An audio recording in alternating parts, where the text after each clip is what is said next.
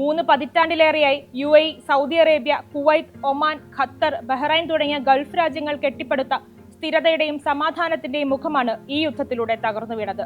സുരക്ഷിതത്വം മിഥ്യയാണെന്നും പശ്ചിമേഷ്യയെ പ്രതിസന്ധിയിലാക്കാൻ ഈ ഇറാൻ-US ഇസ്രായേൽ സംഘർഷം തന്നെ ധാരാളമാണെന്നും വ്യക്തമായിരിക്കുന്നു. ഗൾഫ് രാജ്യങ്ങളിലെ US സൈനിക താവളങ്ങൾ മാത്രമല്ല, ദുബായിലെയും അബുദാബിയിലെയും ആഡംബര ഹോട്ടലുകൾ വരെ ആക്രമിക്കപ്പെട്ടു.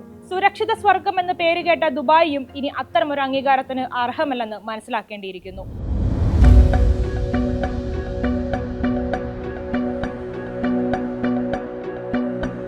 പരമോന്നത നേതാവായ ആയത്തുള്ള അലി ഖമനേയി US ഇസ്രായേൽ സംയുക്ത ആക്രമണത്തിൽ കൊല്ലപ്പെട്ടതിന് പിന്നാലെയാണ് ഇറാൻ പശ്ചിമേഷ്യയിൽ ആക്രമണം കടുപ്പിച്ചത്.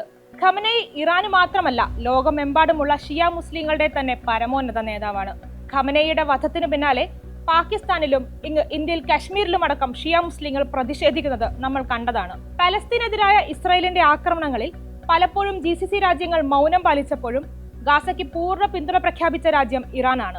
ആണവായുധമടക്കം ലോകത്തെ തന്നെ വലിയ ആയുധശേഖരം കയ്യിലുണ്ടെന്ന് അവകാശപ്പെടുന്ന US-ഉം ആണവായുധം കൈവശം വെച്ചിരിക്കുന്ന ഇസ്രയേലുമാണ് ഭാവിയിൽ ആണവായുധം ഉണ്ടായാൽ ആപത്തെന്ന് ആരോപിച്ച് ഇറാനെതിരെ യുദ്ധം നടത്തുന്നത്. യുദ്ധം ആരംഭിച്ചത് മുതൽ ഇറാനെതിരെ തിരിച്ചടിക്കാൻ ഒരുക്കമാണെന്ന മുന്നറിയിപ്പ് നൽകിയ ഏക ഗൾഫ് രാജ്യം സൗദി അറേബ്യയാണ്. ഇറാൻ ആക്രമണം തുടർന്നാൽ സൗദി സായുധ സേനയ്ക്ക് തിരിച്ചടിക്കാൻ അനുമതി നൽകിയിട്ടുണ്ട്. ഏറെക്കാലമായി ഇറാനും സൗദിയും തമ്മിൽ നേരിട്ടുള്ള വൈര്യം നിലനിൽക്കുന്നുണ്ട്. ഖമനേയി കൊല്ലപ്പെടുന്ന ദിവസം ഫെബ്രുവരി 28-ന് ഇസ്രായേൽ പ്രധാനമന്ത്രി ബെഞ്ചമിൻ നെതന്യാഹുവിനൊപ്പം സൗദി കിരീടാവകാശി മുഹമ്മദ് ബിൻ സൽമാനും ഇറാന് നേരെ ആക്രമണം നടത്താൻ US-നോട് ആവശ്യപ്പെട്ടുവെന്ന് വാഷിംഗ്ടൺ പോസ്റ്റ് റിപ്പോർട്ട് ചെയ്യുന്നുണ്ട്. സിറിയയിലും അഫ്ഗാനിസ്ഥാനിലും ഇറാഖിലുമെല്ലാം നടത്തിയ അതേ തന്ത്രം വിജയിപ്പിക്കാനുള്ള അമേരിക്കയുടെ ശ്രമത്തിനു മുന്നിൽ എത്ര കണ്ട് ഇറാന് പിടിച്ചു നിൽക്കാനാവുമെന്ന ചോദ്യമുണ്ട്.